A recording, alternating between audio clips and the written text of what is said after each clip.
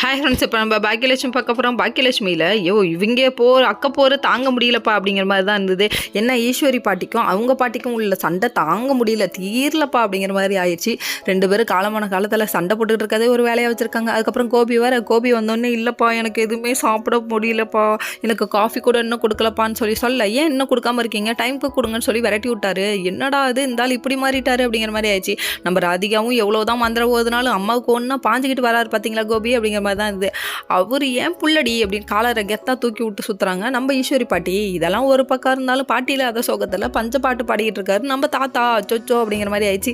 சரின்ட்டு அவங்க உட்காந்துருந்தாலும் நம்ம எலியில் எப்படா வருவாருன்னு சொல்லிட்டு வெளியில் வாசல்லே நின்று வேண்டிக்கிட்டு இருக்காங்க. என்னடா இது, என்ன ஒன்றும் புரியலையே, சிறந்த தாய்ப்பா, வேற லெவல்ப்பா பாக்கியலட்சுமி அப்படிங்கிற மாதிரி தான் இருக்குது.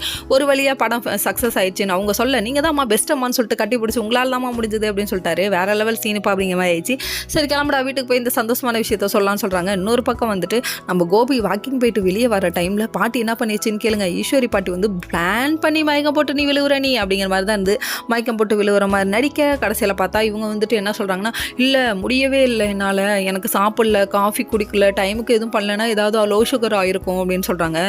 மகனை இங்கிட்டு அனுப்பிவிட்டு அங்கிட்டு நடித்த நாடகம் இருக்கே, இதெல்லாம் பார்த்தோன்னே ராதிகா கிளவி காலம் போன காலத்தில் உனக்கு என்னத்துக்கு இந்த குசும்பு அப்படின்னு சொல்லிட்டு லுக் விட்றாங்க. ஐயோ இவ்வளோ வில்லியா நீ, உன் கூட குப்பை கொட்டுறது சாமர்த்தியம் கிடையாது, இதுக்கு பாக்கியலட்சுமியே பரவாயில்ல அப்படின்னு சொல்லிட்டு அவங்களோட மைண்ட் வாய்ஸ் இருக்கலாம். நீங்கள் அனுபவிக்க வேண்டியது இன்னும் நிறையா இருக்குது. Okay friends, next